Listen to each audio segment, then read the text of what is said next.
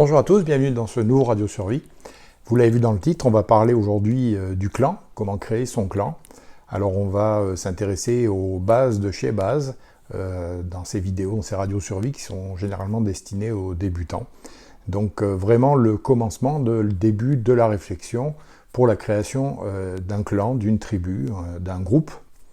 Donc évidemment, quand vous envisagez de créer un groupe, c'est pour une projection dans le futur, c'est-à-dire si quelque chose de majeur devait arriver, un bris de normalité ou quelque chose de plus grave, c'est des gens sur qui vous pourriez compter et qui pourraient compter sur vous. Donc on va y aller de suite, on va essayer de ne pas faire trop long. On va éliminer de suite tout ce qui rentre dans les réseaux sociaux. Alors on ne mettra pas tout dans le même panier, on ne va pas tout jeter d'un seul bloc, on ne va pas tout rejeter. Les réseaux sociaux peuvent éventuellement, comme Facebook, YouTube, vont vous permettre peut-être effectivement de rencontrer du monde, du moins de faire des connaissances. Ça peut être intéressant pour les personnes qui sont par exemple isolées, les personnes qui connaissent peu de monde autour d'eux, autour de chez eux. Ça va vous permettre peut-être de rentrer en contact avec des gens qui partagent un peu vos inquiétudes ou qui s'intéressent au domaine. Et ça peut être un déclencheur pour par la suite se rencontrer dans la vraie vie. Et peut-être ça peut être le début de quelque chose qui se construira dans la réalité et non plus sur les réseaux sociaux. Si vous comptez, vous ne pouvez pas compter intégrer un groupe parce que vous avez passé 2-3 heures sur Messenger et vous avez échangé une dizaine de posts et pensez que vous êtes à l'abri de tout, que dorénavant vous avez un groupe, un clan costaud et solide auquel vous rattachez. Malheureusement pour certains, ça reste encore une hypothèse. Ils pensent encore que ça pourrait être réalisable parce qu'on a sympathisé sur Facebook et qu'on pourrait créer un groupe comme ça, virtuel, qui deviendrait tout à fait réel en cas de problème. Alors, soyez lucides. Si demain vous décidez de monter par exemple une entreprise où vous allez investir tout votre argent, toutes vos économies, et que vous cherchez un associé, est-ce que vous allez lancer un post sur Facebook en disant qui peut venir s'associer avec moi, mettre tout son argent et on va monter une entreprise et le premier qui vous répond, qui vous dit oui ça m'intéresse, vous allez foncer avec lui tête baissée? Je ne pense pas. Pour ça vous allez prendre des précautions, vous allez vous tourner d'abord vers des gens peut-être de votre famille, vers des amis, vers des gens en qui vous avez confiance. Et tout ça, on parle de tout ça simplement pour monter une entreprise, donc créer votre propre travail, améliorer vos conditions, peut-être gagner plus d'argent, avoir une vie plus agréable. Là, quand on parle de clan, quand on parle de tribu, on parle non plus du confort, mais on parle de la survie. Alors si déjà vous ne faites pas confiance à Facebook, par exemple, pour vous trouver un partenaire en affaires, pourquoi vous iriez faire confiance à ces réseaux pour vous trouver quelqu'un qui va être prêt à mettre sa vie en danger pour vous aider? Voilà. Donc les réseaux sociaux, effectivement, ça peut être intéressant parce que ça peut être un déclencheur, ça peut vous permettre de rencontrer du monde, mais il ne faut pas avoir trop d'illusions sur tout ce que vous pouvez entendre, les gens qui veulent essayer de fonder un groupe virtuel, etc. À mon sens, pour réussir à créer, pour créer un clan, il va falloir se baser sur 2 piliers. Alors peut-être que certains vont avoir d'autres idées, vont vouloir développer d'autres choses, vous ne vous gênez pas dans les commentaires, c'est fait pour ça. Pour ma part, je vois 2 grands axes, 2 grands piliers pour la création de ce clan. Le premier pilier, ça va être le lien affectif. Donc là, on est dans la réalité, on n'est plus dans les réseaux sociaux. Le lien affectif, c'est vos amis, votre famille, les gens qui sont très proches de vous, que vous connaissez depuis longtemps. Donc c'est le premier pilier, je pense. C'est par là que vous pouvez donc créer un clan, en passant par ce côté affectif, donc ce lien très fort qui existe entre des gens qui seront prêts à s'entraider, qui sont prêts à peut-être se mettre en danger, peut-être même à sacrifier leur confort ou leurs réserves, etc., pour votre survie. Le deuxième pilier, pour moi, c'est un pilier d'intérêt. C'est-à-dire que vous pouvez avoir des gens avec qui vous pouvez créer donc un clan, une tribu, et là, il n'y a pas là de notion affective, il n'y a pas de notion sentimentale, on va dire. C'est simplement que pour ces gens-là, autant pour eux que pour vous, le fait de faire partie de ce clan représente un intérêt. Cet intérêt, ça peut être un partage de connaissances, ça peut être un partage de matériel. C'est des choses qui font que, en cas de problème, ces gens qui font partie de ce groupe vont de toute façon se rassembler parce que, par exemple, le matériel est stocké chez quelqu'un en particulier. Forcément, ceux qui ont stocké du matériel chez cette personne ou dans cette BAD commune tout le monde va venir se rassembler là, puisque tout le monde a son propre matériel, a son propre nécessaire de survie qui se trouve à cet endroit-là. En même temps, ça peut être aussi des connaissances, c'est-à-dire quelqu'un peut se rapprocher de la tribu en cas de problème, parce qu'il sait qu'il va trouver à ce moment-là, au niveau de la tribu, des connaissances, que ce soit médicales, que ce soit de survie, etc., dans tous les domaines. Alors maintenant, si vous cherchez donc à créer votre propre groupe, votre clan, votre tribu, eh bien, par où commencer? Eh bien, donc si vous commencez, si on parle de la partie famille, je crois qu'on l'a pas mal développé déjà dans la vidéo. Si vous avez juste à aller chercher un petit peu dans les archives, vous allez voir la vidéo sur Survivalist, en parler ou pas. Et pour la famille, c'est très simple, c'est que vous êtes beaucoup plus à l'aise de pouvoir parler. Sûrement que les membres de votre famille ou vos amis proches ont déjà un peu remarqué que vous étiez quelqu'un de prévoyant, vous aviez un peu quelques astuces et un peu de matériel en cas de problème, que ce soit simplement le groupe électrogène ou que ce soit vos petits stocks de nourriture. Vous avez déjà une réputation dans la famille, veut pas, de quelqu'un de prévoyant. Si ce n'est pas le cas, dans la famille, personne n'est au courant de ce qui se passe chez vous, ce sera très facile d'évoquer le sujet aux personnes que vous sentez sensibles, ou même à celles qui le sont moins, mais qui vont peut-être le devenir, en passant par des choses comme par exemple les scénarios que vous pouvez aussi trouver dans d'autres vidéos, dans les archives de la chaîne, des scénarios qui mettent en situation, des situations très concrètes et très basiques, où sans utiliser le terme prepper, survivaliste, etc., on parle simplement d'une petite prévoyance qui vous permet de passer au travers des aléas de la vie. Donc au niveau de la famille, c'est très facile d'évoquer ces sujets-là et de montrer qu'on a de notre côté une certaine notion de la prévoyance, certaine notion de ce qui pourrait arriver, de quels sont les moyens qu'on devrait avoir pour être capable de pallier à certains problèmes. Ce qui veut dire qu'en situation dégradée, en cas de bris de normalité ou quelque chose de beaucoup plus grave, la famille saura qu'elle peut trouver refuge chez vous, auprès de vous. Donc une fois que vous avez développé le sujet, une fois que vous avez fait entrer l'idée qu'effectivement vous êtes quelqu'un de prévoyant, vous pouvez inciter les autres aussi à devenir prévoyants, mais comme on s'entend qu'il s'agit des membres de votre famille ou des amis très proches, en même temps leur laisser savoir qu'en cas de problème, ils pourront venir se réfugier chez vous et venir profiter finalement de ce que vous avez à disposition. Donc pour la famille, c'est assez simple finalement, ça se passe autour de la table, en mangeant, en buvant, en discutant, on peut amener les sujets progressivement, il n'y aura pas cette notion de jugement qu'on va rencontrer avec le reste de la population. Et en parlant du reste de la population, si on parle donc de l'extérieur, donc des gens qui ne font pas partie de votre cercle familial ou amical, par exemple vos voisins.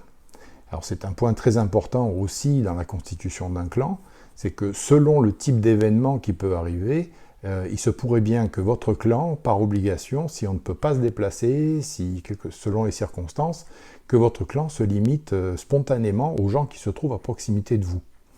Alors en proximité, généralement c'est les voisins. Les voisins, donc vous pouvez, si vous avez de très bonnes relations avec certains de vos voisins, ce sont des amis, ils ont peut-être sauté dans la case famille-amis.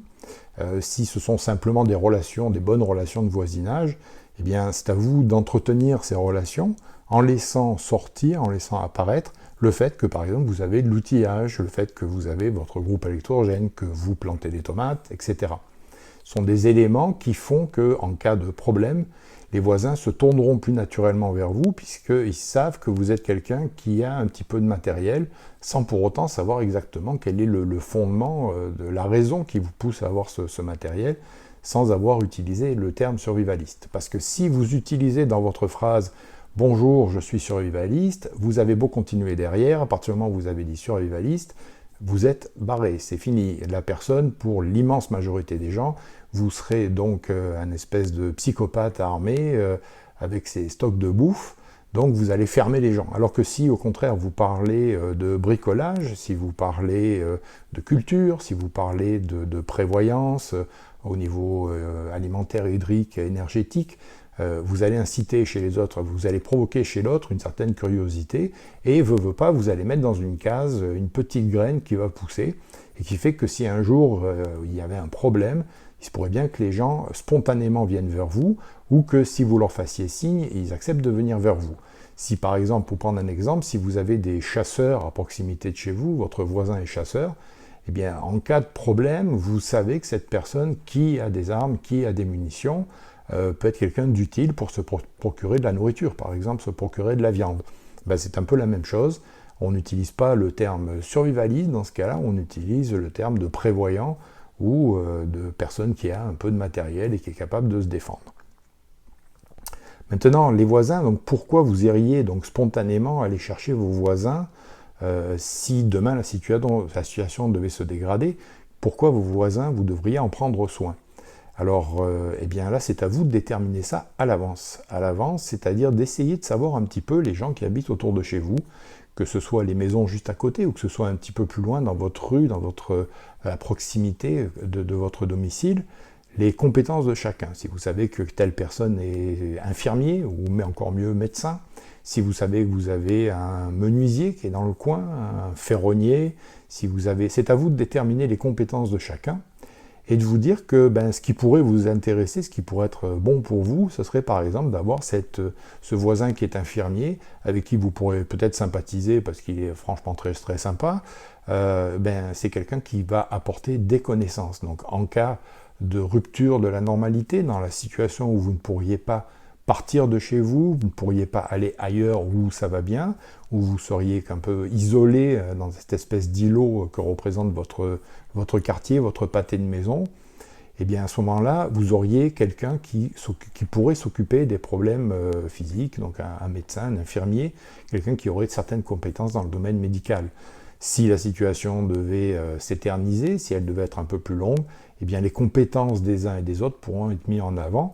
Et là, on est vraiment dans la notion d'intérêt, c'est-à-dire que vous ne nourrissez pas le voisin pour ses beaux yeux, vous le nourrissez peut-être parce qu'il apporte quelque chose. Inversement, de son côté, il ne va pas vous prodiguer des soins et s'occuper de réparer votre portail, par exemple, si de notre côté, il n'a pas quelque chose à gagner. Donc c'est un échange de bons procédés, c'est un échange qui est toujours basé sur l'intérêt. Et de toute façon, c'est un des moteurs fondamentaux dans le contact avec les étrangers, c'est l'intérêt, c'est la notion d'intérêt, le partage de quelque chose, vous donnez quelque chose, vous recevez en échange. Donc voilà, à mon sens, comme je vous le dis, vraiment les piliers pour réussir à travailler en douceur la création d'un clan, la création de votre tribu, c'est de passer par ces deux points, c'est-à-dire le point affectif, le pilier affectif.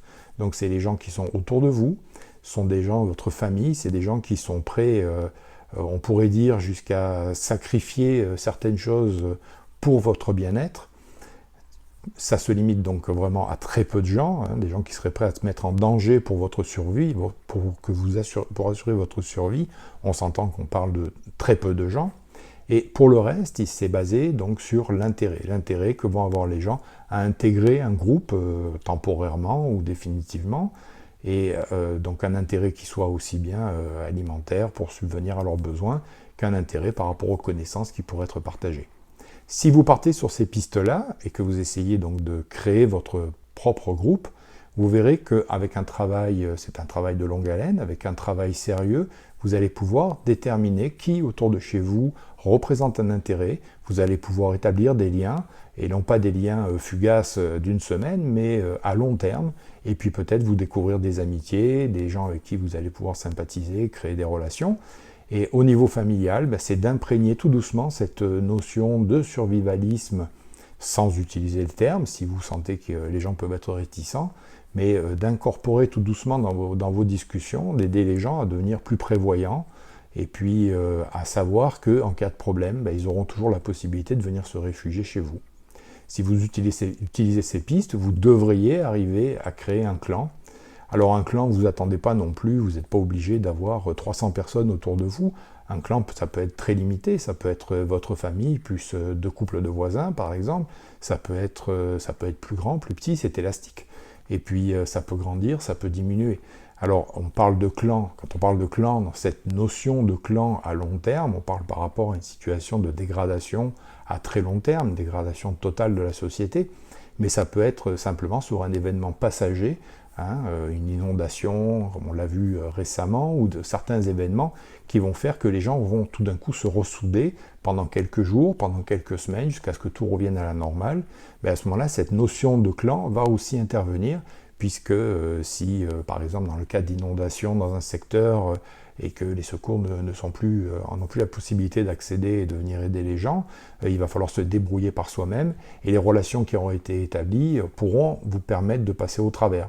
Ce serait dommage d'avoir un infirmier qui habite à 4 maisons de chez vous et de ne pas le savoir et de mourir ou d'être obligé par la suite de vous faire amputer d'une jambe parce que vous avez été blessé et que vous n'avez pas soigné la blessure correctement. Alors donc c'est bien, même pour une situation, un bris de normalité passager, temporaire, d'avoir une notion de clan. C'est un travail à faire, un travail, comme je vous dis, qui peut être de longue haleine, un travail intéressant, puisque vous allez amener donc des gens peut-être de votre entourage ou dans vos connaissances à s'intéresser au domaine, et peut-être trouver aussi que finalement vous ne raisonnez pas complètement de travers, puis qu'un strict minimum de prévoyance peut être utile.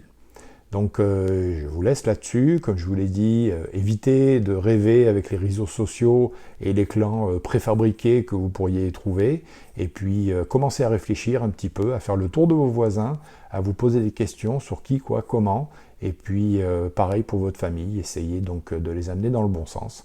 On se retrouve très bientôt pour un autre Radio Survie, merci à tous et à très bientôt.